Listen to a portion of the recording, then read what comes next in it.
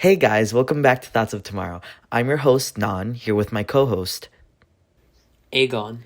And today we're going to be covering three topics. First, we're going to be covering Trump's tariffs with Canada. Then we're going to be talking about his plans with Greenland. And then we're going to be talking about a little interesting story I found about a cyber attack on X. So to start us off, let's talk about those tariffs on Canada. Aegon, you want to introduce us here? Yeah, okay, so a little bit of background. So, for the past 2 or so months that Donald Trump has been president of the United States, he has been promising tariffs on the neighbors of the United States, Canada to the north and Mexico to the south, as well as China and the European Union and pretty much all other countries, because what he believes and sort of the general Republican mantra is that they need to reduce government spending, and they see as a way to promote American goods and reduce government spending is to charge higher tariffs for foreign products that are imported into the United States. So any product, say right now, that's imported from Canada, besides the exceptions that have been made, including for auto parts, any of those products that are imported into the United States will face a certain percentage tariff. And so the Republicans sort of way of thinking with this is that they believe that this is going to save the U.S. money and promote American products abroad. But generally speaking, this isn't really how it works when it comes to promoting sort of American goods and products abroad. Yeah, that's pretty true. I mean, what Trump is doing here is kind of just like pushing away his neighbors. And it's not like it's only with Canada either. If you do a little bit more research in his story, you'll notice that he's actually putting tariffs on Mexico as well. Although Mexico does believe that the tariffs won't really become anything too big because they are quote unquote respectful neighbors. Now, I'm not really too sure what Trump believes will happen when he puts these tariffs in place, but he said that by putting these tariffs in place, Canada will be sort of coerced or convinced into becoming America's 51st country. Now, that's not really true, don't you think, Aegon? Yeah, I mean, are we talking about Canada becoming the 51st state, right? Yeah, like this kind of a coercion tactic would not work whatsoever. I mean, if we lived in the 19th century during the height of imperialism, then honestly, I would give him the benefit of the doubt. It might work, but the difference is that it's the 21st century, and just because you're instituting tariffs on a country and talking about taking it over, that doesn't mean that you're going to be able to successfully do it. Now, what I'm primarily worried about with this is that even though the Canadians are standing their ground, they're booing the U.S. national anthem at hockey games and basketball games and pretty much anywhere they can. They're boycotting U.S. products, including Tennessee whiskey. Yep. Those of you who are listening, you probably have seen on social media the pictures coming out of Ontario and Canada of them taking U.S. alcohol off of shelves. The Canadians are doing all they can to show, look, we're a strong country. We're not going to let our neighbor to the south, who's much stronger in terms of their military, bully us.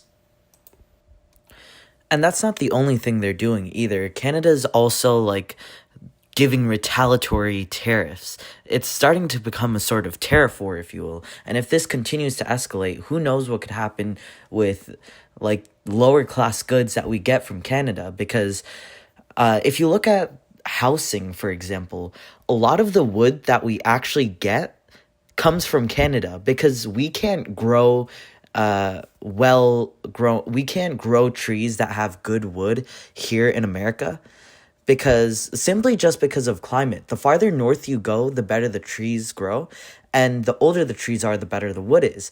So because of that, Canada is a perfect place. And here we are introducing tariffs on some of the best wood growers in basically our part of the world. Isn't this kind of backwards logic? We're telling the people who give us our wood to pay more money for our goods for no reason whatsoever. Like, what's going on here? Well, essentially, this is what is going on right now in the United States, especially with this tariff war, is just nationalism culminating in foreign policy. Because this, at the end of the day, this is what it is. It's American nationalism. Because what Donald Trump thinks, and there have been many news articles released and op-eds about his personality. But you can hear it and you can see it in his speeches. Whenever Donald Trump talks, he acts as if the entire world is against him, as if everybody's against the United States, and that American products, all American products, or American manufacturing, if you will, is supreme to other countries. But that's simply not the case. If you take the European Union, for example, Trump recently made a comment about American, like why nobody buys American cars in the European Union.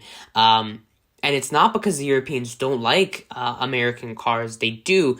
But the difference is that American cars and American engineering doesn't design for other countries. If you take a company, Japanese companies such as Toyota and Nissan, they design for their markets. Toyota is not going to release a Land Cruiser in the Netherlands. They're going to be releasing a Toyota Yaris because that is a car that is better equipped for the Dutch and European markets. Now, American automotive manufacturers, and I'm using this as an example because this is an example that Trump used, American automotive manufacturers, they don't design for their markets. They think, or at least they just don't care, that they design, say, a Ram 1500 or Ford F-150 for U.S. roads, for the United States, U.S.-sized parking spaces, and then they expect those cars to sell well and do well abroad, and that's just not the case. So in many ways, this trade war is absolute bogus because it's not going to promote the quality of American goods. Nobody is going to buy American goods. As a matter of fact, on Reddit, you have an entire subreddit now that is, I think it's called r/buy European or r/buy Europe, and it's literally dedicated to boycotting American goods. That is how far this dissatisfaction with the United States and quite frankly this pointless trade war has gone. Yeah, and the final point that I guess I want to make in terms of this topic has to do with the fact that we live right now, at least in the 21st century, we live in a very globalized economy. And the point that you made before, when you were talking about the fact that U.S. goods, what was it? You said that U.S. goods aren't of quality? Yeah, that they're not necessarily of the same quality or of better quality as of other countries. Like, there's a reason why we import microchips, you know? Well, the difference with that is yes and no. It really depends on the thing. Now, I'm still American. I'm still not a patriot, but I still support my country where I can. And in terms of this argument that you're trying to make, yes and no. The quality of American goods is 50-50. It really depends on what you're purchasing. Like what you said with the wood, hell yeah, that is 100,000% true, right? But then the reason why we import our microchips isn't because we're bad at manufacturing them, it's because we don't have the infrastructure. Meanwhile, we Yeah, are the we don't ones have who the design. infrastructure. We don't have the resources. That's what I was saying earlier, right? Yeah, but then we are the ones who design the microchips. So the difference is that America we are sort of following down the traditional path of a developed country, and that is transitioning from an industrial based economy. So if you take developing countries such as Mexico, manufacturing powerhouses such as China, which are first world countries, first and third world countries, that's a whole other argument for another time. But essentially with those countries, they have more industrialized economies. That's the reason why we get those products from them. We have more of a service-based economy. Yeah, that's completely true. Anyways, now that we've kind of wrapped up our conversation here, why don't we move on to our next point, right? I believe it was about Greenland. Okay, so for those of you who live in the United States and Europe, you probably have been seeing in the news almost every single day a headline about Greenland. Either Denmark wants to bolster military strength in Greenland, or about Donald Trump wanting to buy Greenland and wanting to take back the Panama Canal, make Canada the 51st state. Essentially, Donald Trump is acting as the 21st century example of a modern day imperialist. And I mean, it Quite the show. phrasing over there. No, I mean, no, no, no.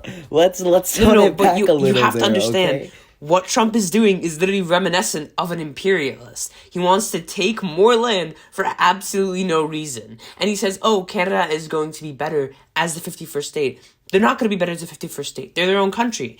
And the reason why Trump wants to take Greenland is because of the fact that it has a lot of rare natural resources. But then what is the line between that and imperialism? I mean, imperialism, the whole goal of it was to, at the start, way back in the, 13 and 1400s of imperialism, it was to, expand religion, but then it sort of became a drive to get exotic things, exotic spices, exotic metals, gold, tea from China, if we're talking about the British. So what's the difference between what Trump wants to do now with Not to mention Greenland? all the food and crops. Exactly. And all the land. All of the land. There was so much land involved. Exactly. What is the difference between what Donald Trump wants to do now with Greenland and what he wants to do, and what the British wanted to do back in the day? There's no difference. I guess some people could argue maybe that this is the 21st century, we know better, and maybe that Trump isn't trying to take over land for the sake of gaining power, but to actually like make it a better place. But then you also have to question, if he were trying to make it a better place, right? Why does he need to buy Greenland to do that? Like, hear me out here. What if he just gave people advice, you know? Like, you don't need to buy an entire country in order to make it better. There,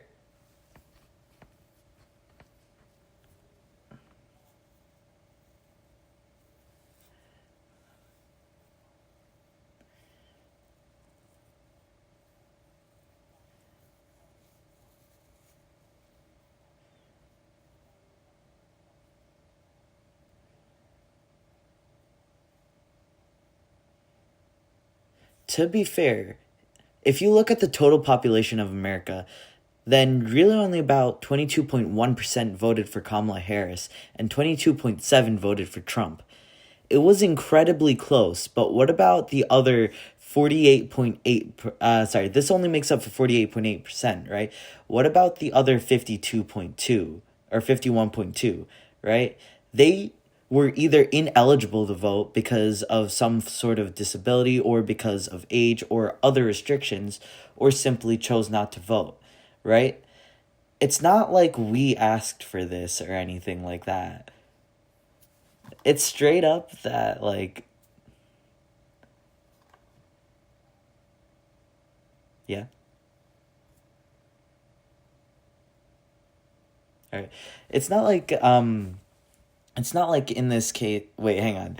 Remind me of what you said earlier.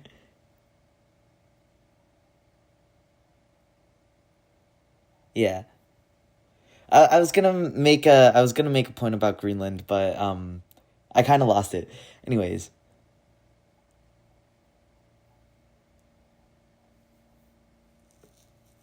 okay.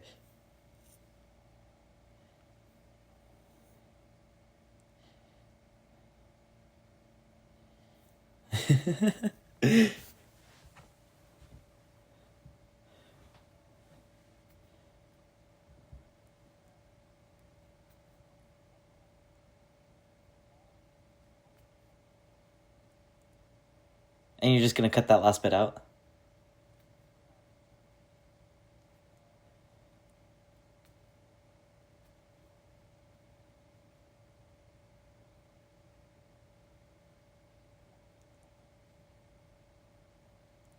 What did you say before that though?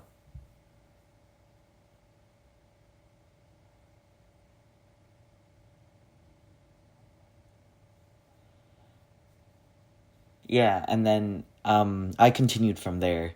So I said a little bit about the land and whatnot. All right, I'll continue from there. I'll continue from there.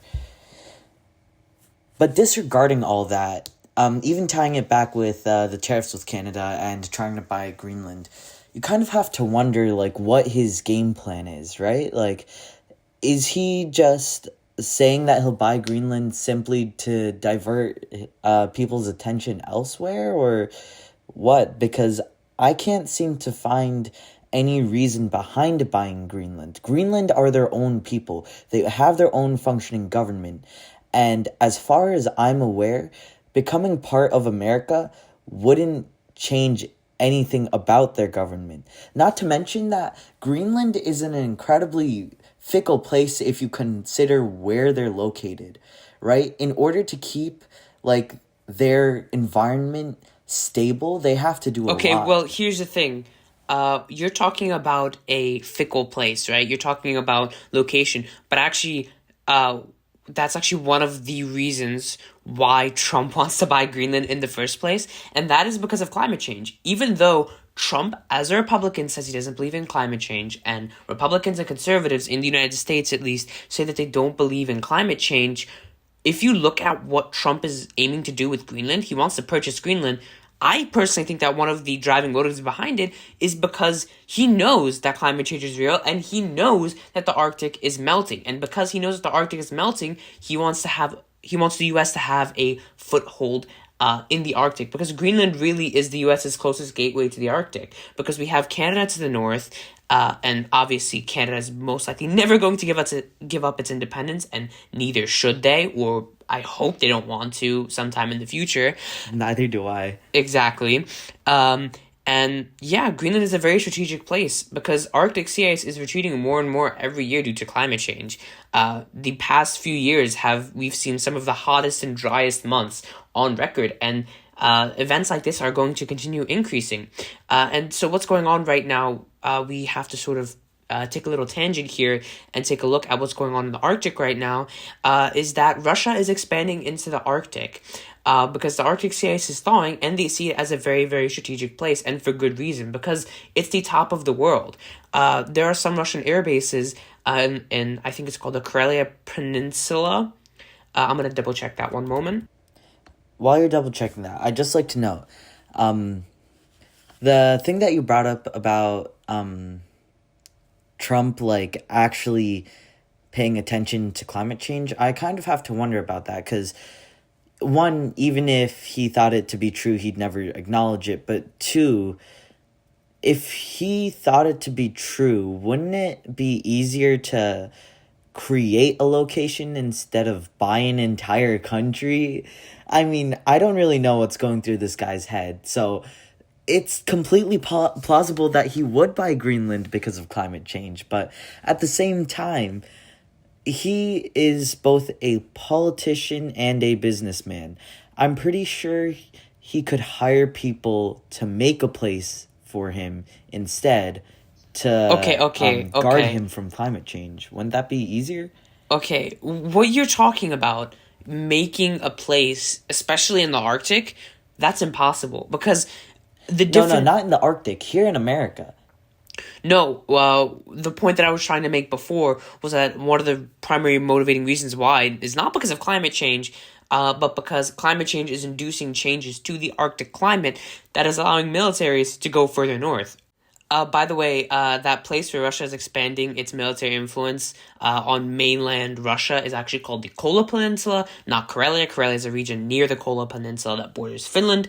And just a little geography lesson, the Kola Peninsula is a little sort of blurt of land that comes out of this tiny Russian border with Finland, or not tiny, I should say. It's one of the longest with the European Union. But anyway, that's besides the point. Yeah, it's something thousand kilometers. Anyway, because Russia is expanding its influence, the United States also and Canada also, along with NATO, wants to expand their influence into the Arctic, primarily for that reason. They want to counter Russia, and the reason for that is because from the northernmost Russian Arctic military base, they are closer to Washington D.C. than they are to Moscow. And because distances are a lot closer to each other in the Arctic because of the curvature of the Earth. I mean, this is simple physics. The closer, the further up you are on a sphere, the less the distance will be because you have a smaller circumference, right? And yeah. Yeah. Regardless, all of this increased attention to Greenland is definitely causing a lot of changes. I mean, if you think about it, Prime Minister Agid, when he was doing one of his final televised debates, I think it was a school auditorium in Nuuk, right? When he was doing one of his final televised debates, he was really only greeted by, I think, around 75 supporters, and the rest were just photographers and cameramen who wanted to talk about the relationship between Trump buying Greenland. Like, this sudden influx of people is definitely shaking the entire balance that Greenland works so hard to protect, especially with their environment, because all of a sudden you've got all of these people who don't really understand that their vehicles have an effect on climate, and there's just so many cars running through the streets of Greenland that are kind of like polluting the general environment. And because of all of this increased attention, you've got even more people running around on the streets wanting to question all of these people about how they feel about Trump buying Greenland, which is another source of pollution. The point that you're trying to make, that there's more pollution in the Arctic than there was previously. No, there's more pollution in Greenland, right? And Greenland is already has a bunch of rules to make sure that their environment stays safe and protected. So all of these people, the argument you're trying to make to Greenland's, isn't it kind of dangerous to Greenland's like balance, if you will? So Trump in doing this is also kind of threatening Greenland, isn't he? I mean, you're talking about the environment in Greenland, but that's not really the reason why so many people are gunning for Greenland, mainly Donald Trump. It doesn't matter why they're gunning for Greenland. They're still threatening Greenland's environment as a whole. Isn't that kind of wrong to do? I mean, yeah, it's wrong to do, but this happens in almost every single country around the world. So what? It's just fine to start threatening environments now? Is that the kind of people we are? You say threatening the environment, but the point you made about cars, that's just putting more pollution into the air, which either way gets swept away by the wind and gets distributed throughout the Earth's atmosphere. That would be true if you're living in an incredibly densely populated area. In an area like Greenland, where they have these strict rules where environment has to be protected at such a high cost, where most people choose to walk instead of use a car, having like cars from 100, 200, 300 different photographers and cameramen and just members of the press in an area where pollution was kind of kept at a relatively low level, that's like a severe change in pollution levels. Okay, that may be a valid argument, but like the point is that sure, that's going to be polluting Greenland's environment, but if you look on a more grander scale, the only reason why these countries are gunning for Greenland is because of their natural resources. But what I'm saying is sure, it's becoming a ticking time bomb. They have strict protection laws. Yeah, it's a ticking time bomb, but you can say that the same thing as Antarctica and Russia. With Antarctica, we have like potentially hundreds of years before we decide to regret any of our choices. But by then it'll be way too late, right? But then you could apply that argument about, oh yeah, pollution's bad. You can also apply that to what's going on in Siberia. You have permafrost melting. Permafrost, which is permanently frozen ground. You have that ice and whatever's in it. It starts melting, and then that releases methane and other greenhouse gases into the air. So I just don't understand the argument that you're trying to make. We went from talking about Trump purchasing Greenland and geopolitics to an argument about climate change. What I'm saying So I'm is just trying that to see the Trump direction where you're going. understands that all of these press and people are severely impacting Greenland's environment, right? He's purposefully creating a ticking time bomb, is what I'm thinking. Yeah, but then recently, as of today, March 11th, Donald Trump was spotted shopping for a Tesla with Elon Musk. So like I just don't understand, like somebody like Donald Trump with other objectives, why would he focus on specifically that? Because my thought process with what's going on with Greenland, I personally think that the reason why he's doing this is for geopolitics. The US wants more influence in Greenland. They want to have a foothold in the Arctic because if you take a look at the US military, most of our hard power in terms of the military is concentrated in our Navy, aircraft carriers, etc. And the problem with the US Navy is that they just can't go to the Arctic. Even though there's retreating Arctic ice, the Russian Navy has something like 45-ish icebreakers that allow their ships to traverse the Arctic, the melting Arctic ice. Meanwhile, the US only has 3 icebreaker ships. And I think what Trump is trying to do is he wants to increase US military influence in Greenland so that way he can guard better against Russia. But then I also realize now that my argument's redundant because Donald Trump, right now at least, is best buds with Russian President Vladimir Putin and Russia. Yeah, that's kind of what I'm wondering here, you know? Like, all we can really say is that he wants Greenland, but we don't know why he wants Greenland. Like, what's going on here? And also the fact that when he was buying a Tesla with Elon Musk, right? He said it under the pretext of buying an invention of one of like the greatest American patriots or something. Yeah. Okay, disregarding all of like the loopholes and just things that are completely incorrect about what he said there, right? If he's buying a Tesla, do you think that means he's like aware of the environment in some sense, or is he just doing it as like a campaign to promote Elon Musk and his products?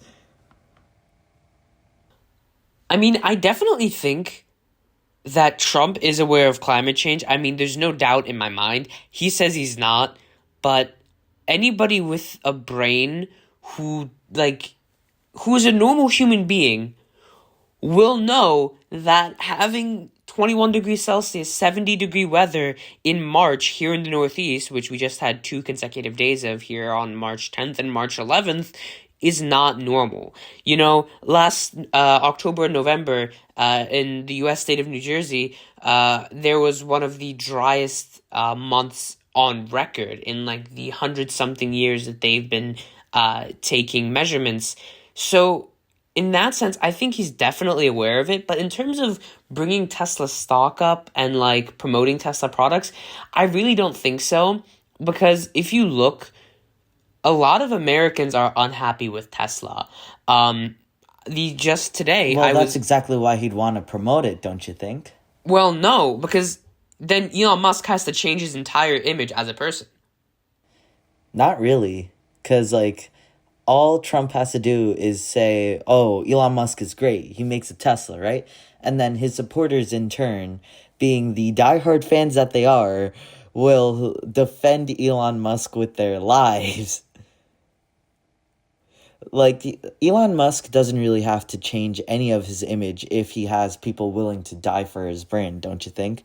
I mean, I guess you are correct in that fact. That being said, it's not like the people who are willing to die for Trump are incredibly stupid or anything. They understand just the same as you and I. The problem is the sheer, like, lack of information that's been getting to them. It's like watching an intelligent person be tricked by the dumbest, like, most obvious lies in humankind. Well, and here's the thing. It's just infuriating, you know? But here's the thing, that's part of polarization, and social media and Elon Musk's Twitter, now known as X, his social media website X is largely responsible for it. And social media websites like that. Social media is insanely polarizing. And the problem with social media is that there's no objective truth. That is the problem. At least right now, with the state of everything that's going on across the world, there is no objective truth. If you look on social media, you get a post that's like from the Democratic Party, then the algorithm is gonna recommend to you more and more posts related to Democrats and their policies, and vice versa if you're a Republican, right? And the Yeah, that's problem true. with social media is it's just insanely polarizing. There's nothing you can do about it because you can't censor if somebody says, "Oh, I love Elon Musk, I love Tesla, screw the Democrats." You can't censor that person and vice versa. Like if now personally me, I tend to trend more liberal. Like if I say something that's a liberal talking point on social media, I can't be censored either because of the fact that that is then inhibiting free speech. So it's a very, very, very, very rough line that hasn't really been drawn in the sand yet, when it comes to information. Yeah, I mean it's really difficult to like kind of set the boundaries here because in one sense the algorithm is showing you exactly what you want to see and hear, but in another sense it's also showing you only what you want to see and hear. You're not seeing any of the other differing viewpoints that you would normally get to see and hear if you were talking Well, with but people then in your that's community. counterproductive, right? Yeah, that's Because incredibly then counterproductive.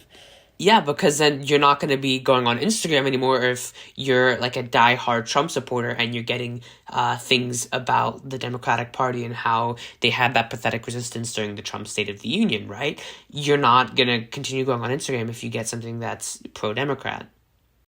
Yeah, that's true. Or you might just like curate your feed or something. But while we're on the topic, um, why don't we talk about Elon Musk's social media platform X and its recent cyber attack? Yeah, so for those of you who are not in the know, or for those of you who have gone on X and are wondering, oh, what's going on? So essentially on Monday, March 10th, or should I say Saturday, March 9th, the late evening to March 10th, there was a massive cyber attack that caused an outage on social media site X. Now, for those of you who don't know, the social media site X, formerly known as Twitter, is owned by Elon Musk. And so the site was down, and Elon Musk was angry. He was absolutely pissed. He posted on social media and he said that, he doesn't know who it is and that he's going to find whoever it is and go after them, stuff like that. Honestly, it's kind of justified having a cyber attack on this platform because if you look at what's been going on with X, Elon Musk has slowly been firing all of the employees related to X and what's been keeping the platform going, if you will. And then he went ahead and put a giant paywall behind becoming a verified user. And then directly after that, he started changing the algorithm to hide and show specific messages. Like, there was this one comment that I saw over on Reddit about how someone posted something liberal to a completely neutral comment, right?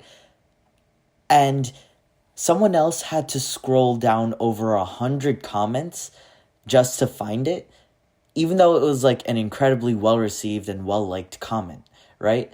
That doesn't make any sense whatsoever in terms of Twitter's earlier algorithm, where they would just show the most well liked or the most interacted with comment, right? That doesn't really make sense in this scenario. It seems like a lot of messages are being hidden in order to display a specific narrative, which doesn't really make sense.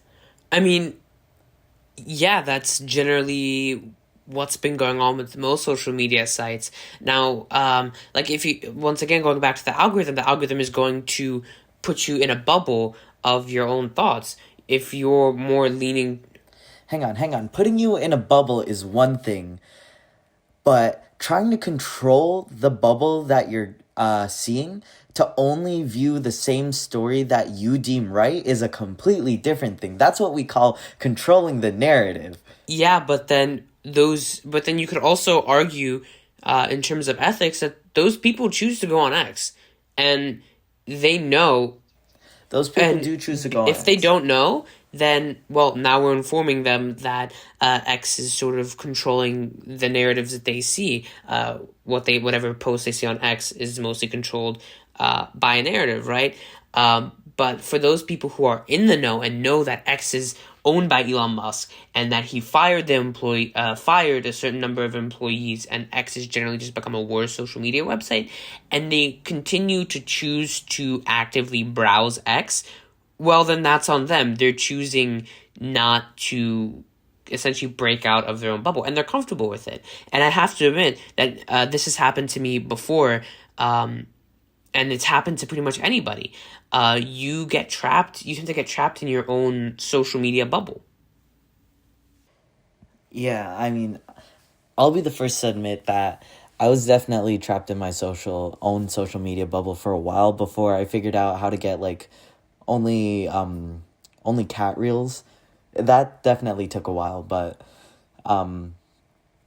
the fact that the algorithm will only show you what you want to see, or it will only show you what you will interact with the most, is definitely scary, especially in like this day and age where if you interact with something that's like horrifying or like something that's kind of like fear mongering, it'll keep showing you something that will incite fear into you because it's only looking for the interaction, right? Yeah. And that's also kind of why everything seems so much scarier nowadays compared to like earlier generations, because we're seeing a lot of people being informed all at the same time that something scary is happening and then watching them get scared. Like normally, if we didn't have these devices in our back pocket, we'd only see like a couple people in our town get scared. But now that I we're seeing mean, hundreds of yes and thousands of no. people get scared at the same time, it's a different story altogether. Yes and no. That part about, having social media, having a phone constantly in your pocket, and sort of you keep on getting the same negative headlines over and over. That is true, but then again, at the same time, that also plays into something called the negativity bias. We're human beings, and we have something called the negative. We're human beings, and we have something called a negativity bias. And what that essentially is that we will only focus on the negative. If you see a negative news headline, so as an example, you're more likely to click on a video that says, 25 people die in horrific plane crash that kills 5 people on the ground, as opposed to, click on this video showing a cat and dog playing together, You're more likely to click on the negative headlines. And that plays into our evolution. If you look back in human history, people who not thought the worst, but thought of the worst case scenarios were typically the ones who survived. The person that thought, oh, I need to hide from that big scary lion over there, those people or persons were more likely to survive as opposed to the person who was like, oh, I can go pet the lion. And that's just natural selection. We have the choice to curate our algorithm, if you will, right? When you say that humans have negativity bias, we can't really avoid having negativity bias because it's what helped us survive, as you said. But what we can do is try and focus on the positives, right? Because if you're constantly looking at the negatives, then you're only going to see negative around you. And then negative is going to take up your whole field of vision. And then what, You're just going to be scared your whole life. And it's not really a good feeling to have, especially in this climate, to be scared of the current situation. Because if you're scared of what it is that's going on with your country and what it is that's going on with Trump and Elon Musk, or maybe even if you're not in this country, maybe if you're in a completely different situation, if you're scared and you choose not to act, then, well, you saw the consequences with America's election. You can end up with an outcome that you never expected that could be worse overall. Yeah, and that inaction was really what caused Donald Trump to win the 2024 election. But anyway, moving on from that, and on a completely unrelated note, because we love going on tangents on this podcast, there's a great... We do. We do. There is a movie called Don't Look Up. You can watch it on Netflix, and it is a really, really great representation of what is going on now with the world. It's a great representation of U.S. politics, and it's just a wonderful allegory, and it has actors like Leonardo DiCaprio and Meryl Streep. So it's a really great movie, and I highly suggest you watch it. But anyway, back to what's going on with X. So essentially... what happened with the aftermath of the hack is that Donald Trump appeared on his favorite TV network, Fox News, and he went on a show called Kudlow. And what Trump said was that the IP addresses of the cyber attack originated in the Ukraine area. But what does he mean by the Ukraine area? Does he mean Ukraine itself? Or does he mean like the 25, 30 countries that are within like a 5,000 mile radius of the country? What does he mean? I mean, honestly, that's just regular politician talk. You can't say anything definitively, otherwise it's gonna come back to, like, bite you in your six. But you're right. There's no real clear, like, definition going on here.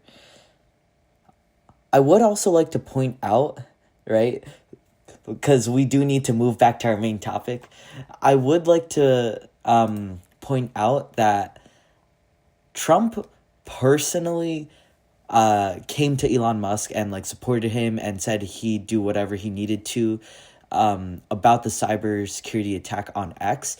But also, U.S. officials, like the government themselves, have come out to support X, which I've never really seen happen for other companies that have experienced cybersecurity attacks, right? Like, it seems like the government is gonna fight tooth and nail for this platform, but, like, where was this kind of support when other platforms got hacked? Where was this kind of support when LinkedIn had their security breach? Where was this kind of support when PowerSchool had their security breach? Wait, Where hold was... up. LinkedIn Yeah. had a security breach? Yeah, LinkedIn had a security breach. When? It was a couple months back. I don't remember all the specific details. But they did have a security breach. I think I might be wrong about this. It might be a different social media platform. But I think Snapchat also had a security breach. But where was the government when these guys needed support? Because these guys definitely had, like, American divisions that were working on trying to fix these problems. Where was the government Well, there? this is what happens when you put political people in the government. A lot of people are using something called Project 2025, which is essentially 100 pages of essentially a conservative agenda. In the case that Trump took power in 2025, and he has taken power in 2025, and a lot of what has been written down in that book, in that sort of guide for conservatives, is coming true. And part of that has to do with the fact that they're politicizing government positions that shouldn't be politicized, such as the head of the Federal Aviation Administration or the head of the Department of Education and such. We're seeing the politicization of all of these government institutions that just shouldn't be politicized.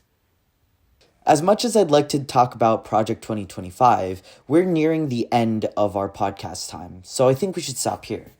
I have been your wonderful host, Nan, here with my co-host, Aegon. and we hope you had a wonderful time listening to our podcast.